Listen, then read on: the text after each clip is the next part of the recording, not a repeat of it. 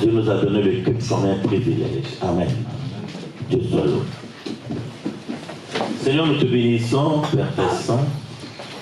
Seigneur, nous te rendons honneur et gloire, Dieu du ciel et de la terre, par Jésus. Pour l'occasion, Seigneur, merci. Nous ne voulons pas prendre cela à la légère. La grâce de vie, comme dit Corée dans son, tu m'as fait grâce de vie. Seigneur, merci pour toutes ces grâces que tu nous accordes. À ces choses que nous voyons, nous palpons, nous vivons, nous constatons, et à celles que nous ne voyons pas, mais à l'œuvre et qui nous fait vivre, qui d'ailleurs sont des substances, Seigneur, vitales pour nous, pour nos familles, pour le ministère de l'Église. Oh Jésus, au moment où nous voudrions, Seigneur, nous instruire par ta parole, afin d'édifier notre foi, merci de faire tomber les écailles de nos yeux. Merci de nous faire comprendre, comme le jour de la Pentecôte, quand est descendu le Saint-Esprit, premièrement, l'esprit de tous ceux qui étaient dans la salle fut ouvert. Que l'esprit de chacun de nous soit ouvert. Le cœur de chacun de nous soit réceptif. Afin qu'il prenne place ta parole. Ici même, ô Dieu, tous ensemble, nous ne comptons sur personne d'autre que toi. Tu es l'objet de ce culte. L'objet de notre engouement, ô Père, quand je vois ces jeunes gens qui très tôt, au lever du jour, Seigneur, ô Père, se mettent à se préparer pour être en lieu de culte. Certains pour exercer le sacerdoce, d'autres pour répondre seulement au Dieu à l'invitation solennelle de ce jour si important pour nous. Tu es celui qui n'oublie personne et qui n'abandonne personne. Yahweh, les cieux et les cieux des cieux ne peuvent te contenir. Tu as fait exprès et voulons vivre dans l'homme. Je dis, qu'est-ce que l'homme pour que tu te souviennes de lui? Père, qui sommes-nous de pouvoir trouver grâce du milieu de cette multitude? Tu nous as cherchés et tu nous as trouvés. Et tu as porté un regard favorable. Alors que ta main n'est pas courte, merci de garantir notre sécurité. Non, Seigneur, pas des hommes. Non, Seigneur, pas de ce monde, mais de toi et de toi seul. Papa, garde-nous fidèles à toi. Garde-nous obéissants à ta parole. Merci de nous utiliser comme des éléments et des instruments pour la cause de l'Évangile. Bénis l'Église en paix et en joie, le ministère. Fais croître, Seigneur, les soucis qui me donnent les églises, tu sais combien, même dans ma couche, je les soumets à toi. Yahweh, fais-nous voir ta gloire. Fais-nous connaître ce que nous avons à faire. Fais-nous connaître ce que nous avons à dire. Entre-temps, rends libre, Seigneur, les opprimés. Rends libre la vie de chacun. Touche. Seigneur, touche quelqu'un. Encore touche quelqu'un, Seigneur. Et qu'un changement radical soit produit. Mais si toi tu ne le fais pas, à ton avis, Père, qui le fera? Avions-nous un autre Dieu? Tu sais que non. Alors, Père, pourquoi tarderais-tu encore à agir dans la vie de ces bien-aimés qui attendent ton toucher?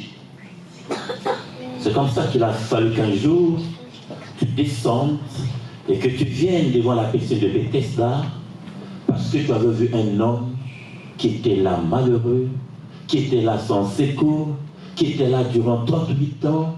Et parce que, Seigneur, dans tes plans prévus dès le commencement, je vais dire, dans tes plans, Seigneur, divins, prévisionnels, cet homme avait de la place devant toi.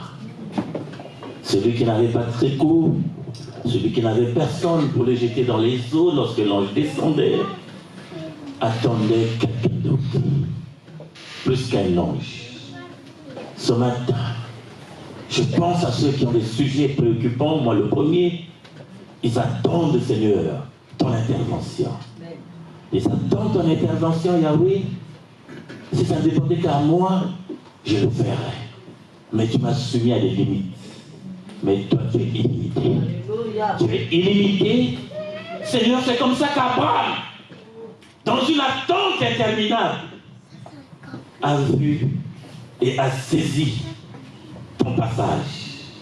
Quelque chose s'était produit. Yahweh, renforce ceux qui sont faibles. Consolide la foi de ceux, ô Dieu, dont la foi tangue. Relève ceux qui sont tombés, Yahweh Dieu notre Père. Guéris les malades. Délivre, Seigneur, ô Dieu, les affligés. Interviens à ceux qui sont accusés à tort. Interviens, Seigneur, ô Dieu, là où la volonté des hommes se tue. Et ceux dont l'ennemi a fait des programmes, merci d'étendre ta main pour les déprogrammer. Parce qu'au commencement, c'est toi. Au commencement, ce n'est pas l'ennemi, c'est ce que je sais. Au commencement, ce n'est pas l'ennemi, Seigneur, c'est toi. Et lorsque tu as créé chacun de nous, tu as conçu, tu as écrit. Et tu venais de dire dimanche, ce que tu as écrit, tu l'accompliras. Nous voulons que tu l'accomplisses maintenant. Nous avons assez attendu. Nous voulons que tu l'accomplisses maintenant. Parce que tu l'as dit, lorsque vous priez, ayez la foi et vous verrez la chose s'accomplir. Que les choses auxquelles chacun de nous est préoccupé s'accomplissent. S'accomplissent, Père. Comment saurons-nous qu'il y a dans les cieux un Dieu qui lui ne dort pas, qui lui ne sommeille pas, qui lui n'abandonne personne? Mon Dieu, il avait raison. Oui. Un des amis de Daniel, quand il dit devant l'épreuve, il dit, nous savons que notre Dieu nous délivrera. Tu n'as pas attendu. Pourquoi pour nous tu attendras encore? Pourquoi pour ceux qui pleurent au-dedans d'eux, qui ont des questions sans réponse, attendra encore? Pourquoi? Ce n'est pas normal. Je prie, Père, que tu interviennes. Je prie, oh Yahweh, que tu fasses quelque chose qui marquera le tournant d'une histoire. De mal en bien. De la maladie à la guérison, de l'ignorance à la connaissance, de la bassesse à la grandeur. Parce que tu prends du néant et tu établis. Que chacun de tes enfants soit établi dans sa bénédiction. Que chacun de tes enfants soit établi dans sa bénédiction. Que chacun de tes enfants soit établi à un poste. Que chacun de tes enfants soit établi dans une grâce. Que chacun de tes enfants soit établi. Et lorsque tu as établi, personne ne peut te boussoler. Il en a dit. Il a dit cela, le prophète. Qui peut maudire celui que tu as béni? Merci de rendre fort. Merci de rendre sage. Encore merci. Prions pour les membres de notre famille. Que la conversion coule à chaud dans nos familles. Et que ton intervention continue à faire effet. Parce qu'il y a un temps pour toutes choses. Merci. Nous prions pour le corps de Christ. Ces bien-aimés frères et sœurs de partout dans le monde entier qui ont trouvé grâce devant toi d'être enfants de Dieu. Sois à jamais soutenu par ta main puissante. Moi le premier. Prions pour les collaborateurs, les serviteurs de partout dans le monde, dans l'œuvre missionnaire, qui ont compris que c'est le temps et le temps réel d'aller et d'annoncer la bonne nouvelle. Père, bénis la nation française, bénis les autorités. Une pensée de prière pour notre frère Roch. Jésus. Jésus. Ce que je sais, c'est ce que je sais. Ce que je sais, c'est ce que tu sais au sujet de cet homme. C'est toi qui l'as sauvé. C'est ce que je sais. Et c'est ce que tu sais. Et parce que c'est toi qui l'as sauvé, tu ne laisseras pas cette œuvre, Seigneur, qui a crié haut et fort au grand jour, laissez t'éteindre. Sinon, tu dirais, ceux qui ont écouté le témoignage, Père, merci d'intervenir. là où la médecine se tue, là où les hommes, Seigneur, les yeux hagards ne savent quoi faire. Mais toi, tu es capable. Ta main, Seigneur, j'en sais quelque chose. Ta main s'étend de partout. Et aucun mur, aucun barrage ne peut, Seigneur, faire obstacle à ta main quand elle est étendue. Yahweh, des sujets que nous n'avons pas, tu es le Dieu Père de nos vies, responsable de nos vies, tu le sais bien que jamais homme ne peut le faire. Merci pour la prise en charge. Que chacun de nous soit dans la prise en charge divine. Au nom de Jésus, Amen. Gloire à Dieu. Merci. Nous allons passer à un autre enseignement, j'avais déjà prévu et promis, mais c'est un peu la continuité de ce que nous avons reçu. Okay. Notre enseignement va dans la continuité de ce que nous avons reçu pendant un mois. La pratique de la bonne volonté nous fait glisser dans cet enseignement. Vont répondre à cet appel ceux qui ont fait asseoir ces éléments de base qui n'est autre que le verset biblique. La parole de Dieu, le Saint-Esprit, voilà ce qui nous riche, ce qui nous conduit. Pour nous ici dans l'église à Seine, comme d'ailleurs dans toutes nos églises à Seine, c'est la parole de Dieu et c'est le Saint-Esprit que nous mettons en valeur. En priorité, après vient l'Église, l'œuvre de Dieu, nous mettons en valeur, voilà pourquoi nous servons, et viennent aussi les serviteurs et les servants que nous mettons en valeur conformément aux Écritures qui déclarent « ayez de la déférence, ayez de la considération, ayez du respect, ayez de l'obéissance et confiez-vous aux serviteurs et aux servants. » Nous mettons de la valeur. Dans la confession de foi de notre Église, basée sur les Écritures, nous avons 12 points capitaux auxquels nous croyons. Nous croyons en Dieu le Père, Créateur. Nous croyons au Fils. Jésus, c'est Dieu qui est venu sur la terre dans un corps physique. Nous croyons au Saint-Esprit, la troisième personne de la Trinité, sinon que la manifestation de Dieu en esprit dans les hommes, sur les hommes et avec les hommes. Nous croyons à l'au-delà. Ah. Ça veut dire que la vie ne se termine pas ici. Il y a une vie après la mort.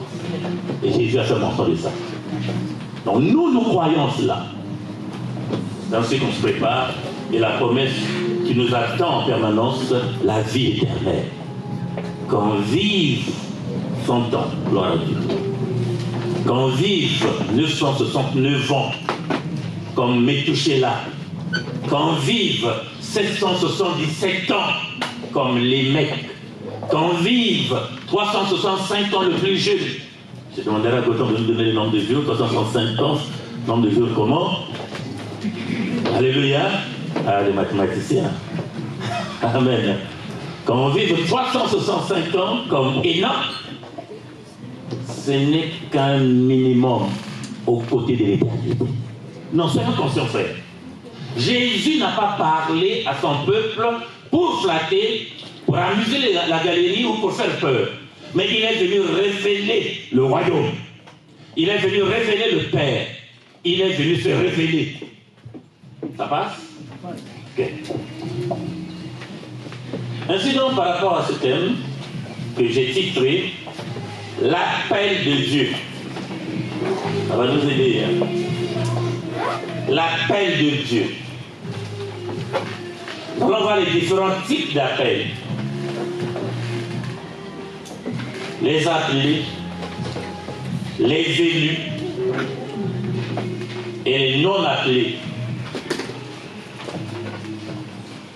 L'appel de Dieu est la continuité de la manifestation de la bonne volonté. Ne peut, pasteur, répondre à l'appel de Dieu que celui qui fait asseoir dans son cœur une bonne volonté.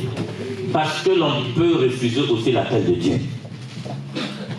Mais à notre destruction. Jonas avait refusé l'appel de Dieu. Jonas. Il a refusé en fuyant. Il n'a pas dit non. Il a pensé d'avoir une raison. Et puis il a manifesté un comportement qui appuyait son raisonnement, qui n'était pas conforme aux Écritures. Le voici qui fuit à Tarsis.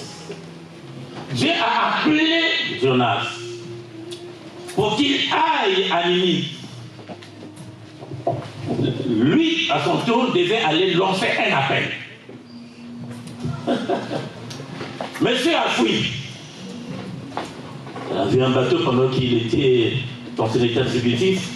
Trouve là un bateau sur le rivage, il paie le prix et rentre. Le voici qui avance. L'Éternel le rattrape. Ne fuis pas l'appel de Dieu. Ne zappe pas l'appel de Dieu. C'est d'ailleurs une des raisons qui peut permettre un développement de la vie. Parce qu'on a répondu à l'appel de Dieu. Une des raisons aussi qui peut faire que la vie de quelqu'un ne marche pas parce que tu fais l'appel de Dieu. Vous imaginez quelqu'un qui fait l'appel de Dieu et qui se met là à prier, Seigneur, guéris-moi, Seigneur, délivre-moi, Seigneur, bénis-moi. Attendez, de qui on prend Dieu là? Or, celui qui se met à répondre à l'appel attire les faveurs. Ça passe? Ninive, il est parti, j'allais dire Ninive, Jonas. Il a fui Ninive. Son est allé à Tarsis. Sur la route, se passera ce qui s'est passé pour nos enfants qui évoluent avec nous, parce que vous grandissez avec cette parole, et j'apprécie beaucoup. Il y aura un accident, le bateau va chavirer. Un vent impétueux de type Héraclion va frapper le bateau se met dans tous les états, mais enfin, il est pris, pendant qu'il est menacé, pardon, il est jeté dans les eaux profondes. La Bible dit, Josué, la Bible dit, ce que je vous prêche, vous pouvez le prêcher ailleurs. C'est pour cela que c'est même filmé, ça passe sur les net. La Bible dit que l'Éternel Dieu ordonna. Oh, l'Éternel Dieu ordonna à un poisson de recueillir Jonas. Le frère Abel disait à un de ses messages, vous imaginez, nous ne sommes plus au temps de Jonas. Si Jonas a eu cette grâce, est-ce que nous en aura? Il a eu la grâce d'être recueilli par un poisson. Et si tout le monde nous fouillons l'appel, je ne sais pas quel est le poisson qui te rattrapera. Le poisson en grec est appelé Ichthys. Ichthys, il y avait le tableau à l'écrire. Ichthys. Chaque mot a sa signification. Le I veut dire Jésus, le CH veut dire Christ, le TH qui suit veut dire Théos, donc Dieu, Y veut dire Fils, et le S, Sauveur. Je reprends. Le poisson, dans l'expression grecque, est appelé Ichthys. Et donc chaque lettre a sa signification. Chaque lettre. C'est un peu comme on envoie, pour l'étude avancée de la théologie, on nous présente le nom de Dieu, ou les noms de Dieu. On a eu même un tableau ici, que je souhaiterais de temps en temps réimprimer, présenter à des personnes qui viennent pour la première fois. Nous devons connaître Dieu dans tous ses attributs, mais dans tous ses noms aussi. C'est important. Connaître Dieu dans tous ses attributs et dans tous ses noms. Chaque nom a effet. Lorsque Jérémie dit, tu es Jéhovah Tzidkenu, tu es le Dieu de justice, parce que Dieu lui a fait justice.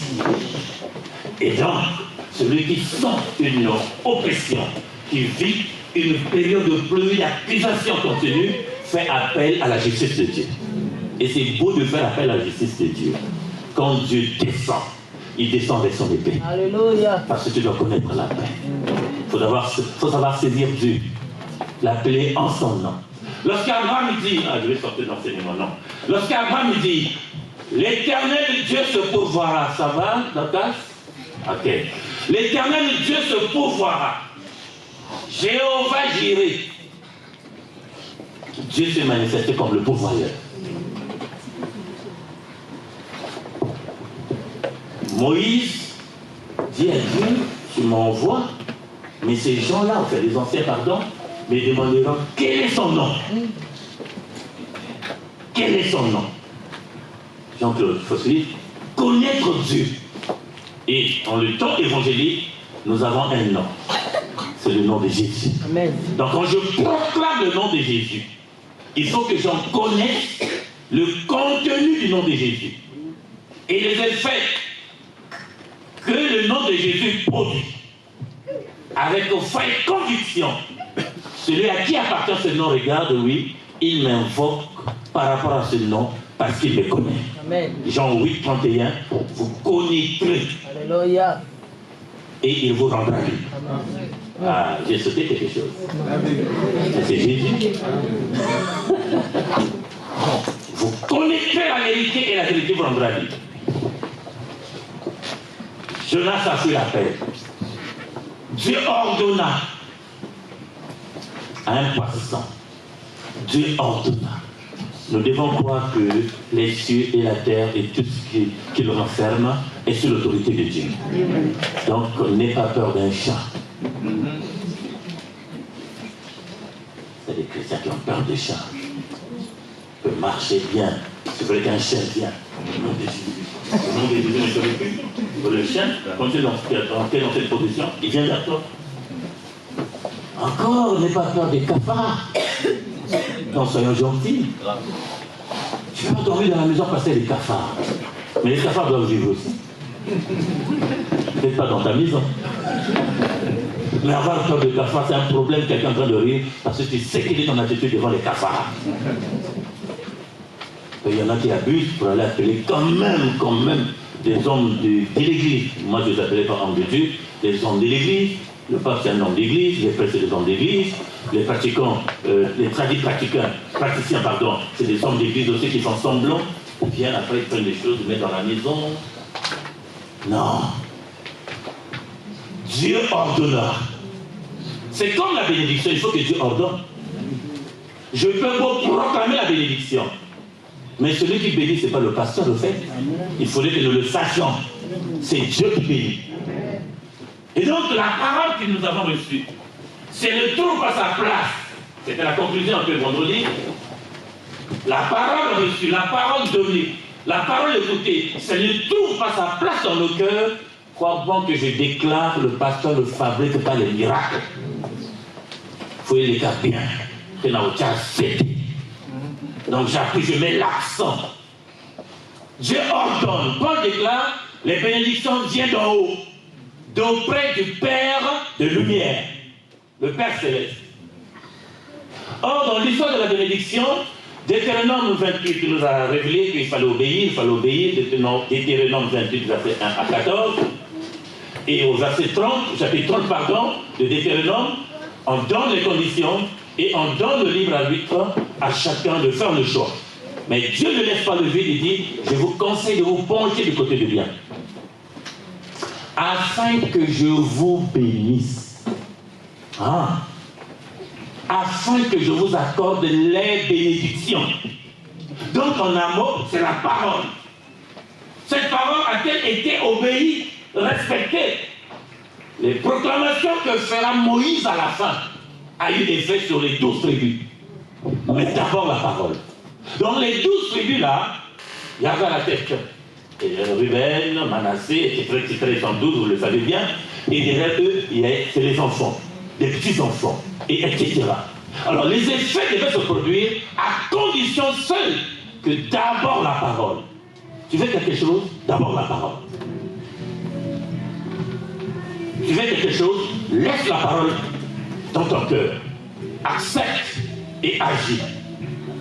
Il dit, je vous bénirai, je veux prolonger le nombre d'années de vie.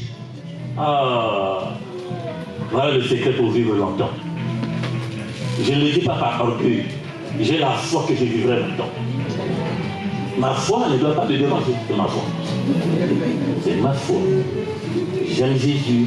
J'ai une petite histoire avec Jésus et donc je m'efforce, comme il l'a dit à la croix, quand Christ mourait, et regarde ceux qui étaient au bas de la croix, il dit efforcez-vous. Pourquoi? Parce que ce n'est pas évident.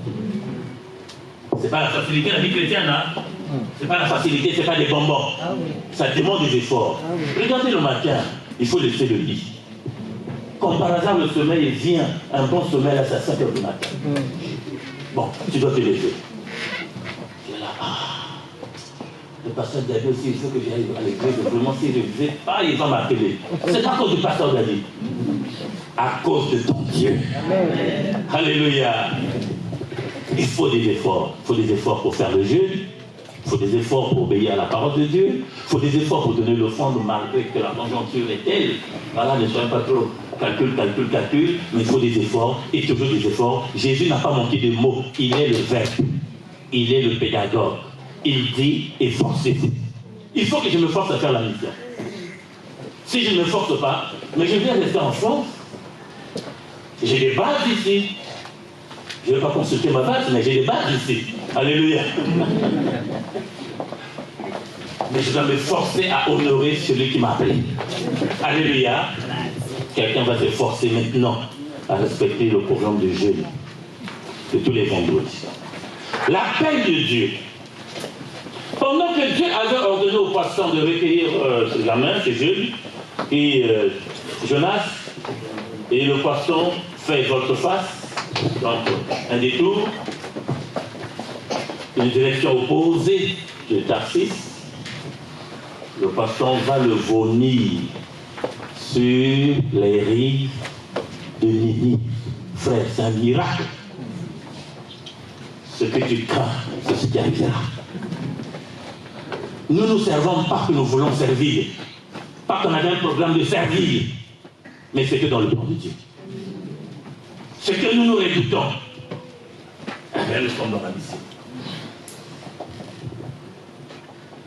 Quand monsieur se retrouve là, il sort un peu de son sommeil, il se dit, mais où est-ce que je suis? Tiens, qu'est-ce que c'est? Ah ben, et il s'avance. Et quand il s'avance, il demande le premier monsieur. C'est les gens de monsieur qui font le long des mers pour prendre de l'air, etc. Et monsieur, bonjour, nous sommes dans quelle ville? Sans Manille. Nous sommes Manille. Non, tu rigoles ou quoi? Il avance, demande une deuxième personne. C'est une dame. Madame, nous sommes dans quelle ville? À Ninive. Enfin, il a été rattrapé par la paix. L'appel de Dieu pour la petite histoire, nous allons lire Actes des apôtres. Le jeune docteur Aïepa. Il regarde. Ok. Audrey, s'il te plaît, tu vas donner ça à la lecture. Et bon anniversaire. Avant de témoigner, j'ai donné mon anniversaire. Merci. Actes des apôtres, vous avez dit, c'est ça? Hein?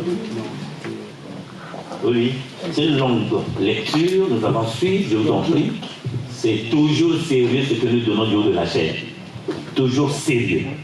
Actes des apôtres, chapitre 7, versets 23 à 50. C'est là où nous allons tirer les différents types d'appels, la position des appelés, etc. Et le contenu dans l'appel. Il y a l'appel, oui, mais qu'est-ce qui est dans l'appel? Le contenu. En assez. Ça se passe ici. Tu regardes dehors, quoi. Alors, c'est comme un courrier. Je vous laisse en train d'ouvrir. Hein. Voilà. Lorsque nous recevons un courrier, nous nous empressons d'aller vers la boîte aux lettres pour en prendre, et après, nous nous empressons pour connaître le contenu. C'est vrai qu'il y a certains courriers qui ne sont pas les bienvenus. Ça vient d'exister, c'est pas trop. Mais c'est comme ça ici. Hein. Quand ça vient des tribunaux, quand ça vient de la préfecture parce qu'on a grillé le feu. Mais quand ça vient de la classe, quand ça vient de la banque, c'est un peu moitié-moitié, parce que j'en sais s'il y a l'argent ou pas. S'il y a l'argent, ça va, s'il n'y a pas l'argent, c'est qu'on réclame. Il faut payer les agents. Amen. L'appel, oui, mais le contenu. Donc ça va nous aider. Hein. Ceux qui ont l'appel de Dieu, qui bouillonnent, ceux qui aspirent à un appel, qui devait répondre à un appel. Alors faites l'effort de ne pas manquer les semaines. Parce que dans la semaine, comme ça a été cette semaine, mardi j'ai enseigné, vendredi j'ai enseigné, mercredi j'ai enseigné, vendredi. Nous avançons avec ceux qui veulent avancer. Mais je sais que vous voulez avancer. Mettez dans vos programmes cette année la bonne volonté. Après le boulot, nous on a fait ça. Tu quittes le boulot, tu commences à 6 heures. Donc tu dois quitter chez toi à 5 heures à peu près. Ou 5 heures moins le quart. Tu vas travailler de 7 heures jusqu'à 18 heures. Direct à l'église. Mais c'est le désir de connaître Dieu. À cette époque-là, non, aucune vision de servir, non, aucune vision de servir, mais de connaître Dieu. Pour améliorer sa relation avec Dieu. Pour avoir des arguments lors que nous prions. Tous les jours. Et aujourd'hui, je ne le regrette pas. Avec Dieu, il faut faire des efforts. Amen. Arrêtons un peu, ça dit toutes les cartographies. Non, là, je ne peux pas. Si tu peux. Parce que si tu ferais qu'un mal de tête te prenne, tu peux aller aux urgences. Mais ce n'était pas prévu. Ah, les raisons différentes. On peut se présenter tout le temps devant Dieu. Alors je voulais dire, la manifestation de la bonne volonté doit nous emmener à venir aussi au cul de la semaine. Le cul de la semaine, c'est le consentement de toute l'église. Et Dieu a approuvé. Au regard du verset qui dit, tout ce que vous lierez sur la terre sera lié dans le ciel. Si deux personnes s'accordent, Dieu apprécie. On s'est accordé ce que nous disons les cultes mercredi, tout comme on peut rajouter des jours, comme on peut aussi changer. À ce moment-là, Dieu fait quoi? Il honore sa parole en envoyant des anges. Les anges de culte, on les appelle. Les anges de culte. Ce sont les anges de culte. L'un se met à l'entrée, l'autre se met à l'autel.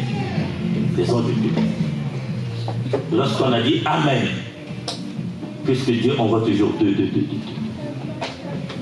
Il monte avec le panier du culte, le présenter devant vous. C'est ainsi que vous entendez dire Exode 3, longtemps après l'esprit du peuple est monté devant Dieu. Apocalypse pour l'église de Thyatire, de Pergame, etc. nous donne un modèle assez attrayant pour savoir que le culte ne se passe pas seulement avec le pasteur, mais avec Dieu. Et Dieu envoie ses anges. Amen. Lisons dans le livre de Actes, chapitre 7, à partir du verset 23. Il avait 40 ans lorsqu'il lui vint dans le cœur de visiter ses frères et fils d'Israël. Il en vit un qu'on outrageait et prenant sa défense, il vengea celui qui était maltraité et frappa l'Égyptien. Il pensait que ses frères comprendraient que Dieu leur accordait la délivrance par sa main, mais ils ne comprirent pas. Le jour suivant, il parut au milieu d'eux comme ils se battaient, et il les exhorta à la paix. « Hommes, dit-il, vous êtes frères, pourquoi vous maltraitez-vous l'un l'autre » Mais celui qui maltraitait son prochain le repoussa en disant « Qui t'a établi chef et juge sur nous? Veux-tu me tuer comme tu as tué hier l'Égyptien » À cette parole, Moïse prit la fuite et il alla séjourner dans le pays de Madian, où il engendra 2 fils. 40 ans plus tard, un ange lui apparut au désert de la montagne de Sinaï, dans la flamme d'un buisson en feu. Moïse, voyant cela, fut étonné de cette apparition, et comme il s'approchait pour examiner, la voix du Seigneur se fit entendre.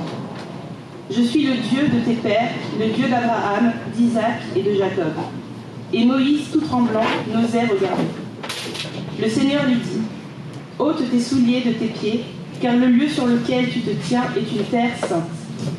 J'ai vu la souffrance de mon peuple qui est en Égypte. J'ai entendu ses gémissements, et je suis descendu pour le délivrer. Maintenant, va, je t'enverrai en Égypte. » Ce Moïse qu'ils avaient renié en disant « Qui t'a établi chef et juge ?» c'est lui que Dieu envoya comme chef et comme libérateur avec l'aide de l'ange qui était apparu dans le buisson. C'est lui qui les fit sortir d'Égypte, en opérant des prodiges et des miracles au pays d'Égypte, au sein de la mer Rouge et au désert pendant 40 ans. C'est ce Moïse qui dit aux fils d'Israël « Dieu vous suscitera d'entre vos frères un prophète comme moi. » C'est lui qui, lors de l'assemblée au désert, étant avec un ange qui lui parlait sur la montagne de Sinaï, et avec nos pères, reçut des oracles vivants pour nous les donner. Nos pères ne voulurent pas lui obéir, ils le repoussèrent, et ils tournèrent leur cœur vers l'Égypte, en disant à Aaron, « Fais-nous des dieux qui marchent devant nous, car ce Moïse qui nous a fait sortir du pays d'Égypte, nous ne savons ce qu'il est devenu. » Et en ces jours-là, ils firent un vœu. Ils offrirent un sacrifice à l'idole et se réjouirent de l'œuvre de leurs mains. Alors Dieu se détourna et les livra au culte de l'armée du ciel, selon qu'il est écrit dans le livre des prophètes. Culte de l'armée du ciel.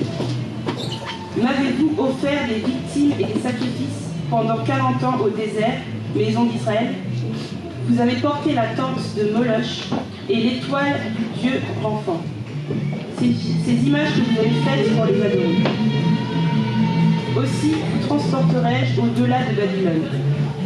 Nos pères avaient au désert le tabernacle du témoignage, comme l'avait ordonné celui qui dit à Moïse de le faire d'après le modèle qu'il avait vu. Et nos pères, l'ayant reçu, l'introduisirent sous la conduite de Josué dans le pays qui était possédé par une nation que Dieu chassa devant eux, et il y resta jusqu'au jour de David. David trouva grâce devant Dieu et demanda d'élever une demeure pour le Dieu de Jacob. Et ce fut Salomon qui lui bâtit une maison. Mais le Très-Haut n'habite pas dans ce qui est fait de main d'homme, comme dit le prophète. Le ciel est mon trône, et la terre mon marchepied. Quelle maison me bâtirez-vous, dit le Seigneur? Ou quel sera le lieu de mon repos? N'est-ce pas ma main qui a fait toutes ces choses? Amen. Amen. Merci. Et une acclamation pour la parole de Dieu, pour la parole de Dieu. Je dis bien pour la parole de Dieu. Merci, une très bonne lecture. C'est avec une voix qui donne et intelligiblement. Pendant que nous avons les yeux rivés sur les Écritures qui ont été lues, nous réfléchissons sur les bienfaits de Dieu dans nos vies et nous réfléchissons sur ce que Dieu voudrait que nous fassions. Alléluia. Portable, s'il vous plaît. Ici, on nous présente un appel. Qu'en fait, pour la connaissance que nous allons agrandir, nous avons un élément de base qui est la parole, mais il faut comprendre la parole à l'œil de Dieu, selon la vision de Dieu, selon l'esprit de Dieu, pour nous éviter de tomber dans les Écritures noir sur blanc, comme une lettre ordinaire. C'est la parole de Dieu, bien dit, parole de Dieu. La parole de Dieu cache, au fond, je vous en prie, la parole de Dieu cache des révélations. La parole de Dieu régorge des révélations. Et donc, lorsque nous nous approchons de Dieu, que nous tenons pour écouter, nous faisons diminuer notre connaissance. On n'est pas raisonné selon l'intelligence de l'homme. Paul dit attention à votre raisonnement. Pierre même en parle, l'apôtre Pierre. Il dit les textes des Écritures que donne l'apôtre Paul sont difficiles à comprendre. Les personnes ignorantes tordent le sens. Les personnes mal affermies tordent également le sens pour leur ruine. Mais sachez que c'est Pierre qui est témoin de Paul. Alors qu'au début, Pierre ne supportait pas Paul. Au début. Il arrive que tu ne sois pas supporté par quelqu'un. Mais ce n'est pas la fin du monde. On ne peut pas être aimé par tout le monde. Il faudrait que vous fassiez de ça, pas une préoccupation, mais que vous le sachiez d'ailleurs. Que même quand tu as fait du bien, ce n'est pas pour cela qu'on va t'aimer. Parce qu'il y a des gens, c'est ceux qui sont spécialistes à haïr. Même si tu achètes un avion. Et surtout, en plus, en tant que chrétien, Jésus dit, si tout le monde vous aime, c'est que vous n'êtes pas mes disciples. Parce que la présence de Jésus, on nous dérange le monde des ténèbres. Certains conflits qu'on peut vivre, ils ne sont pas des conflits d'ordre d'incompréhension. Le problème de fond, c'est l'esprit. Mais comme l'esprit ne s'explique pas, sachez que Dieu nous aime. Le monde n'a pas haï Jésus, le monde n'a pas aimé Jésus, eh bien tous ceux qui suivent Jésus ne seront pas aimés. Si à moi le bois vert, j'ai reçu tel traitement, et à vous alors. Mais qu'on soit aimé, ça fait plaisir de connaître qu'on est aimé. Jésus l'a réclamé à Pierre, même Dieu, il voulait cette expression que Pierre devait manifester. Et donc c'est toujours beau qu'on dise je t'aime. Et que ce ne soit pas du blabla, que ça soit de vrai. D'ailleurs, quand quelqu'un dit je t'aime, tu le sauras si c'est des cœurs. Si ce n'est que pour le McDonald's, tu le sauras aussi. Si ce n'est que pour le KFC, tu le sauras. Mais si c'est des vrais, tu sauras non, ça sort. Parce que l'Esprit de Dieu parle à l'Esprit de l'homme et l'Esprit de l'homme répond à l'Esprit de l'homme. Proverbe. L'appel de Dieu, maman Marceline, tu veux. L'appel de Dieu. Dans l'appel de Dieu, il y a donc l'invitation divine. Une invitation divine. L'appel doit avoir un contenu. Nous avons lu le cas de Moïse. Appelé sur la montagne d'Horeb. La montagne d'Horeb, c'est en Jordanie.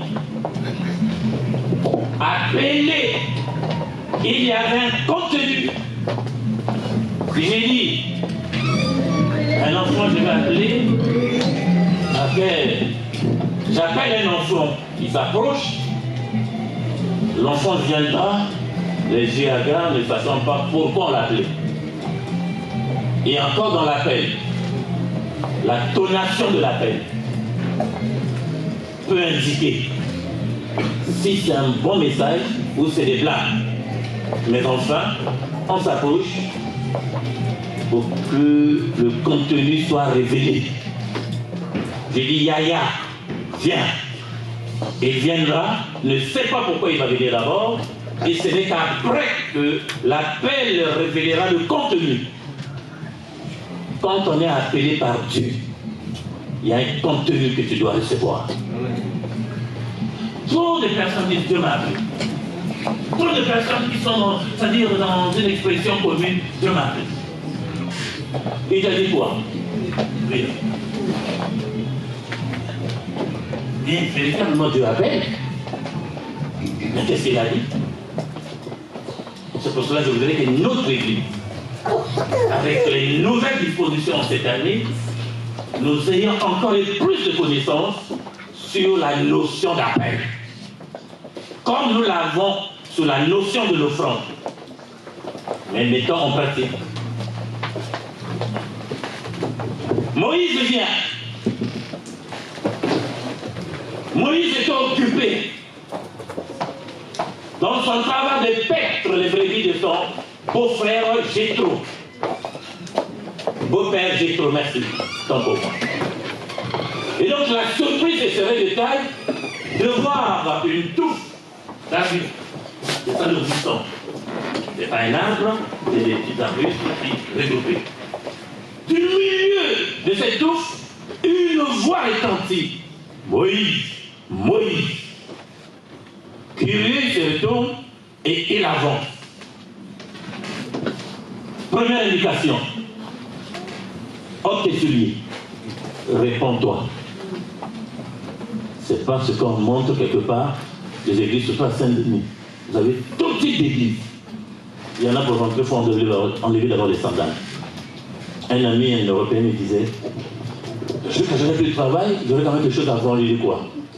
Mais je vais m'acheter une camionnette. Vendredi, je fais le tour de mosquée. Dimanche, je fais le tour de Saint-Denis les églises. Je dis, qu'est-ce qu'il y a? Tu te rends compte, les chaussures qu'ils laissent dehors, il y en a à vendre au marché de tous.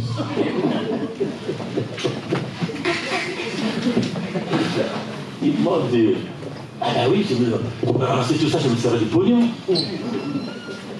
Enlever les chaussures ne veut pas dire littéralement j'enlève les chaussures. Dieu n'est pas dans les histoires des chaussures. Enlever les chaussures, c'est un changement radical. C'est une confession d'une charge qui pèse dans le cœur. Les péchés de certaines personnes sont cachés. Mais les péchés de certaines personnes sont exposés. Mais devant Dieu, tout est à nous. Tout est découvert. Moïse donc répond. Avant de répondre à l'appel, il est curieux et s'approche. Et Dieu dit, le contenu commence à se révéler. D'abord, tu enlèves les chaussures, et voici l'ordre de la mission que je te donne. Moïse répond à l'appel que nous appelons homme. Il y a l'appel pour la mission, l'appel pour le salut, l'appel pour la repentance, l'appel pour le grand rassemblement, je vais répéter. Les différents types d'appels bibliques, ce n'est pas formaté par le pasteur. Je suis biblique de formation théologique, et donc je suis là, bien assis, pour vous révéler afin que vous transvasez, vous transférez, vous transmettez. Alléluia. Amen. J'insiste que l'appel a un contenu. Un appel qui n'a pas de contenu, c'est de... Comment on appelle ça? Ça serait du virtuel d'ailleurs. Un appel qui n'a pas de contenu n'est pas un appel de Dieu. Je vais prendre l'exemple. Je vais avoir au fond une distraction, je vous en prie. Je prends l'exemple, un médicament. Pour que le médicament soit mis dans le marché, ça prend 10 ans à peu près. Ah oui, à peu près 10 ans. Entre le temps, faire des recherches, et des expériences, et puis des contre-expériences, etc. 10 ans. Mais lorsque le médicament est entre tes mains, pour que ce médicament produise les effets pour lesquels cela a été fait, pour les escompter, il faut en connaître la notice. C'est le carton de médicaments, quel qu'il en soit. Si tu ne connais pas la notice, le médicament peut te tuer. Ça va? Tu ne dors pas. C'est un médicament. Les gars, là, les scientifiques, ont de la sagesse, de l'intelligence que Dieu leur donne. Donc, ils ne font pas ce médicament pour tuer les gens, plutôt pour sauver. Maintenant que tu as ton médicament entre tes mains là, si tu n'en lis pas la notice, il y a des effets graves. Parce que la notice va indiquer qu'il ne faut pas le prendre en tel état. Il ne faut pas le prendre à telle heure. Il ne faut pas être enceinte. Il ne faut pas être, etc. Il y a beaucoup de paramètres. Raison pour laquelle les médecins ou les pharmaciens nous expliquent. Un appel peut être bafoué parce que la notice qui est la parole de Dieu n'est pas comprise. Et parce qu'on bafoue la parole de Dieu, mon chrétien, tout le monde très bien. On bafoue la parole de Dieu, la vie aussi en subit. L'appel. Nous avons l'appel au salut. Nous avons l'appel à la repentance. Nous avons l'appel à la mission.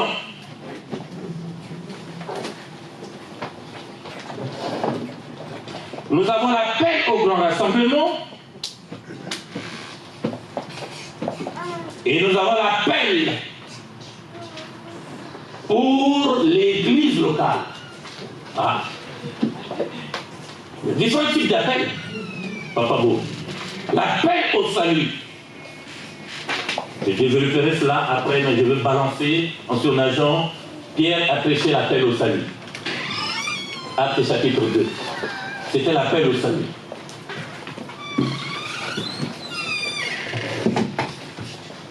Moïse, l'appel à la mission, va libérer mon peuple afin qu'ils aillent le servir. C'était ça sa mission.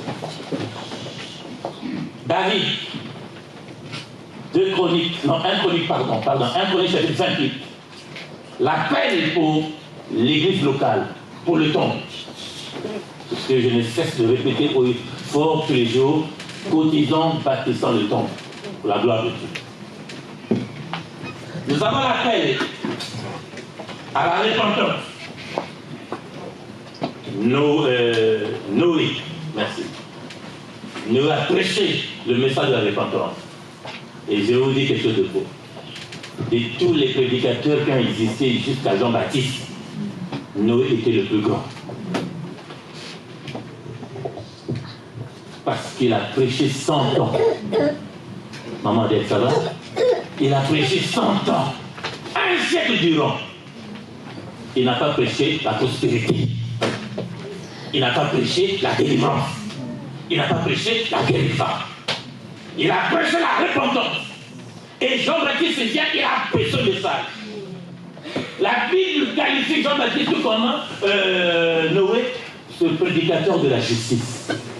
Mais aujourd'hui, voyez-vous, les gens accourent sur le net pour vous parler de la prospérité. Le message de la prospérité existe, mais il n'y a pas de prospérité sans repentance. Amen. Que ça soit clair. Je suis un homme moi-même qui prospère. Donc je ne dis pas, tiens, quand je ne prospère pas, je vais empêcher les autres. Non, c'est dans ce pays très jeune, je peux dire, 34 ans Dieu, Dieu m'a fait prospérer. Je crois à la prospérité. Non, c'est l'occasion où jamais, fais avec moi une photo. C'est demain, tu ne sais pas. C'est cette photo qui va te dire, Naïli, ni Oyo. Alléluia.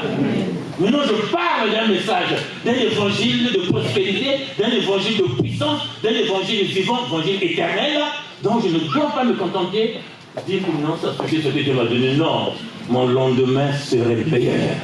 Ton lendemain serait meilleur. Parce qu'avec Dieu, nous ferons des exploits. Il faut connaître le contenu de l'appel.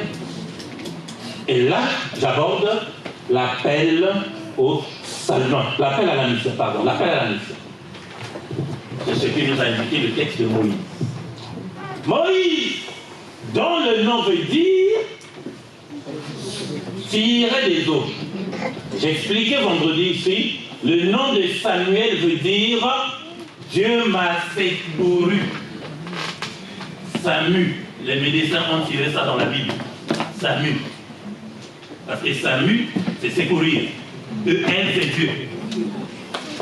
Mais ça ne passe pas. Mais parce qu'ils vont lire aussi la parole de Dieu. Un médecin humble te dira, en tout cas, face à ça, il faut prier. Un médecin humble. Parce que la science, c'est toujours l'orgueil. Un médecin qui n'est pas humble te dirait, écoutez, nous avons fait ce qui était en notre pouvoir, là, c'est fini pour vous. Mais un médecin humble te dirait, non, c'est vrai, le tableau que nous présente la situation est dramatique. La situation peut être aussi gravataire, mais prie Dieu. Alléluia. Amen. Voilà. Ils sont partis tirer ça dans la Bible. Samuel, Dieu m'a secouru. Ah, c'est beau. Moïse répond à la mission. Son appel, c'était faire la mission, laquelle, Florel, va libérer mon peuple et tu les conduis à Jérusalem, Canaan, afin qu'ils me servent. Il répond à la mission. Il répond à la mission. Je commence à me réduire par rapport à l'heure. Mais il répond à la mission. L'appel de Moïse est un appel à la mission. Dans l'Ancien Testament, nous avons vu au cours des événements qui se sont produits, il y avait des appels normalement qui se faisaient. La trompette était prise et un annonciateur venait sur la place publique, sonnait la trompette, criait. Là même les enfants regardent. Le son de la trompette indiquait le contenu qui va être donné par le message. Il y avait un son de la trompette qui faisait appel pour que la guerre ait lieu. Parce que c'est le temps de la guerre. Mais il y avait un autre appel qui n'avait rien à voir avec le son de la trompette de la guerre, qui était pour le rassemblement.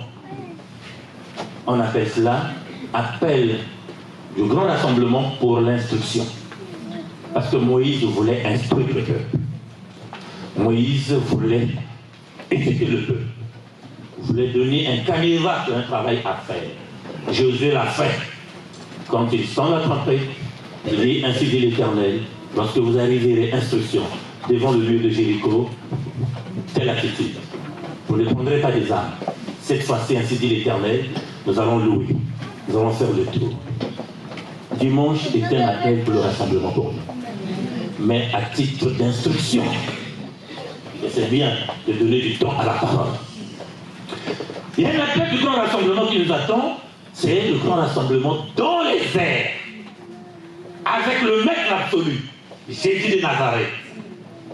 Mais n'écouteront le son de la trompette que ceux-là seuls, merveille, qui ont les oreilles circoncises.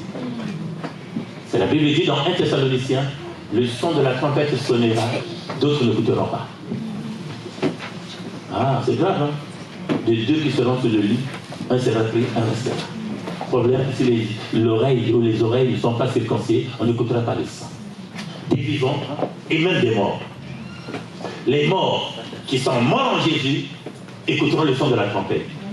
Les morts qui ne sont pas morts en Jésus n'écouteront pas le son de la trompette. Vous voyez le métro, surtout dans nos chambres, le métro, aujourd'hui les métros, on appelle les critiques, avancés, sans machin, sans le conducteur, c'est beau, hein?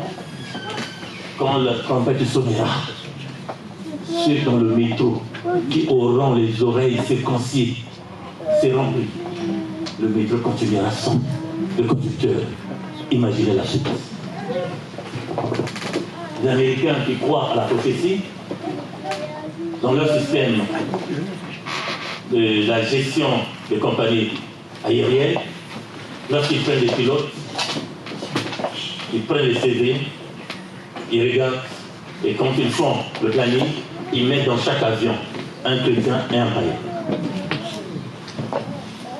Un chrétien et un païen, que vous allez en train de suivre, qui se disent contre la prophétie s'accomplira de grands rassemblements, pour que les assurances n'aient pas trop à dépenser.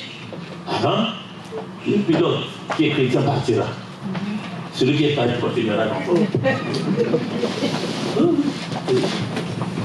L'appel à la mission. Avec ça va? Pas avoir encore 15 minutes, ça va? Ah oui, c'est bien. Nous avons l'appel pour le salut, on trouverait dans les pourcenteurs, l'appel pour la mission, l'appel pour la repentance, l'appel du grand rassemblement et l'appel pour, j'ai dit quoi? L'église locale. Néhémie a répondu du fond de son cœur à l'appel, voilà pourquoi il dit lèvons-nous et bâtissons. Il a ressenti, tu es là dedans, du fond de ton cœur, tu ressens un appel, je voudrais t'aider. N'hésite pas, lance-toi dans la mission. Fais ce qui est de Dieu. Néhémie a écouté le message qui lui a dit que ta vie, ton peuple, tes parents, regarde la situation, c'est le chaos. Du fond de son cœur, il a entendu un appel. Qui se lèvera pour moi? Qui ira là-bas pour rebâtir la muraille? Vous avez pour certains l'appel qui retentit au-dedans. Il faut répondre à cet appel. Alléluia. Il faut répondre à l'appel. Lèvons-nous et bâtissons. Lèvons-nous et bâtissons, a dit Néhémie. Moïse qui répond à l'appel se présente. Il accepte la mission. Au départ, il s'est résigné un peu. En fait, la peur de Moïse quand il s'est résigné, quand il refusait, c'est pas qu'il réfutait l'appel, et il s'opposait à Dieu. La peur de Moïse pour avoir connu la constitution égyptienne. Il a vécu 40 ans dans la maison de Pharaon. Et quand son appel retentit, il a 80 ans. Et dans la connaissance de la gestion de l'empire babylonien, de Pharaon, il sait que j'ai tué un militaire, j'ai été condamné par contumace, si j'y m'étais là-bas, je mourrais. C'est pour cela que je comprenais et Dieu le raisonnait. Ce n'était pas un refus pour le plaisir de vivre selon le monde. c'est la peur. Mais il a fini par accepter la paix. Il s'est lancé. Un homme a accepté la paix. Au fond, un homme, c'est Moïse qui a accepté la paix. Si plus de 600 000 personnes se sont sauvées, un seul homme a accepté plus de 600 000 hommes, sans compter les femmes et les enfants. Sauvés. Ne refuse pas l'appel de Dieu. Tu vas freiner beaucoup de gens de ne pas aller dans le ciel. Ne refuse pas, frère. Ma soeur, ne rejette pas l'appel de Dieu. L'appel au salut, c'est une affaire individuelle. Je donne ma vie à Jésus. J'accepte le salut. Le salut veut dire changement d'un état à un autre. Donc j'accepte Christ et Christ est notre salut. L'appel à la repentance, je vis dans le péché. Le message sort. Ne vole plus. Ne commets pas l'adultère. Ne tue pas. Je reconnais que j'ai fait ces choses. Je me répands. Vous voyez que j'ai cessé l'histoire où, c'est-à-dire pour le péché, il faut quand même confesser, ou bien ton nom se l'appelle 1-1. Là où tu es assis, tu prends ta décision. Que de faire le spectacle. On se lève, on vient, on prie, et puis dehors, on reprend encore. Non, ça doit se conscientiser. C'est toi et toi seul devant Dieu qui a péché, et c'est toi et toi seul devant Dieu qui doit te repentir. La peine pour la mission. Et l'église à Seine est dans la peine pour la mission. Amen. J'ai fini. Les feuilles sont en train de frotter là. C'est vrai, mais ça me dérange pas. Regardez. Grand format. On va finir, hein? Ok. C'est l'esprit. C'est récent. Pourquoi maintenant de changer la façon? C'est pas ça qui nous intéresse. Il y a un message pour l'église de Dieu. Je m'instruis, je prends mon plaisir à lire.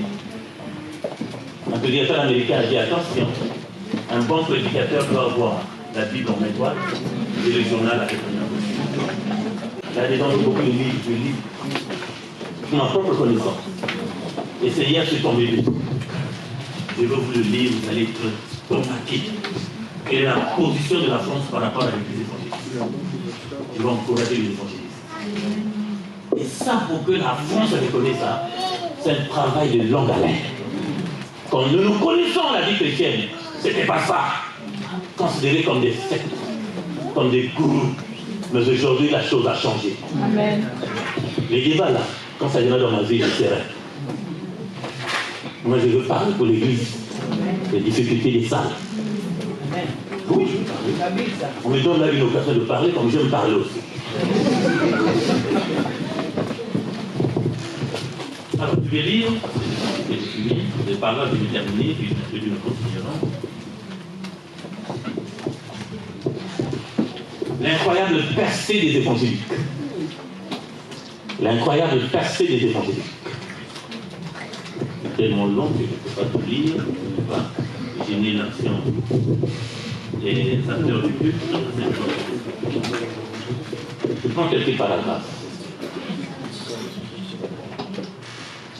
Ils sont des centaines, des milliers de personnes de toute confession, agnostiques, catholiques, musulmans, à se tourner chaque année vers ce mouvement religieux qui s'annonce comme l'un des plus populaires du XXIe siècle. Les États-Unis à l'Amérique latine, en passant par l'Asie, les régions berbères et kabyles, du Maghreb à la Belgique francophone. Le protestantisme radical conquiert le monde à une vitesse éclair. Et l'évangélisation des masses ne se limite pas au cœur. D'ailleurs, l'élection de Donald Trump et celle de Jair Bolsonaro ont mis en lumière les réseaux de soutien structurés à la doctrine conservatrice en matière de mœurs, qui ont bien l'intention de peser en politique. Si dans l'Hexagone, il demeure méconnu et marginal, 400 000 pratiquants composent le noyau dur, soit un tiers des protestants français. Sa croissance est fulgurante, le nombre de fidèles a été multiplié par 9 en un peu plus d'un demi-siècle. le nombre de fidèles a été... Vous voyez que toutes nos activités sont sur le tapissage de renseignements généraux. Arrivent ici des frères et des sœurs, d'autres c'est des policiers. C'est pas grave, vous pouvez venir. C'est l'évangile, on avait attrapé même temps ici une fois, qui est resté au milieu de nous. Bon, je continue, jusqu'à ce que lui-même a confessé. Et j'ai été envoyé par la police. Il dit, pasteur, je veux conclure ma mission. Un blanc, un papa. Il dit, tu es un homme de Dieu. Parce que j'en ai compté les églises. Et j'ai fait la théologie. Et toi, tu es un homme de Dieu. Dans mon rapport, je n'ai rien à dire. Et donc, quand ils font une déclaration et ils mettent sur la place publique, c'est une étude de beaucoup d'années. Le plan, parti. La croissance est fulgurante. Le nombre de fidèles a été multiplié par 9 en un peu plus d'un demi-siècle et une nouvelle église ouvre tous les 10 jours. Je veux bien une nouvelle église en tout. Une nouvelle église ouvre tous les 10 jours. Je veux parler à l'esprit de la rébellion. Il faut éviter ça. Ça fait tache d'huile devant l'autorité de l'État. À une conférence que j'ai assistée, parce que nous faisons partie du Conseil national des évangéliques de France, l'Église, il y avait le conseiller du président Sarkozy à l'époque, M. Serret. Il dit, nous comptons sur les églises évangéliques. Nous comptons, par exemple, quand vous donne des autorisations, mais au mal, nombreux ne font pas le travail pour lequel vous avez eu la vocation. On retrouve dans les hôtels les hommes d'église, les hommes de Dieu. On retrouve avec des comptes compliqués des hommes de Dieu. Comptes en banque compliqués. Mais vous êtes enfant, tout ce que vous faites, dès que vous conduisez 5 personnes, le renseignement général est avec vous. Il nous a fait le moral. Mais j'en parle. Créé en 2010, le Conseil national des évangéliques de France, donc en sigle SNEF, ambition de tripler ses lieux de culte et propose un accompagnement matériel et financier aux nouveaux pasteurs tentés par l'aventure. Car contrairement aux catholiques, que l'histoire a rendu plus timide, les évangéliques font preuve d'une ardeur missionnaire décomplexée. Waouh! Moi j'attendais que vous acclamez le Seigneur. Waouh, waouh, waouh! Allez à sa sœur, à nocer, à la gare, à nocer! Alléluia! À la gare du Nord, à nocer Jésus! Quelques paragraphes encore, souffrir. Je suis en train de couper, en train de couper. C'est 3 pages. Je ne vais pas tout lire. On pense que les évangéliques français sont des texans trumpistes. Alors qu'ils sont soit afro-antillais, soit petits blancs. C'est méchant. Enfin, des connaisseurs du monde évangélique. Voilà. Des connaisseurs du monde évangélique. Ils sont bien de chez nous. Même s'ils sont forcément perméables au monde américain, ajoute-t-il, précisant que nombre de pasteurs français sont formés selon le modèle anglo-saxon, l'un de l'austérité du protestantisme classique et la liturgie. La liturgie. Comme le sacrifice de Jésus, la lecture de la Bible est assidue. La lecture de la Bible est assidue. Et la conversion par choix personnel est dégagée. Enfin, l'Église évangélique est la religion de l'espoir. Alléluia.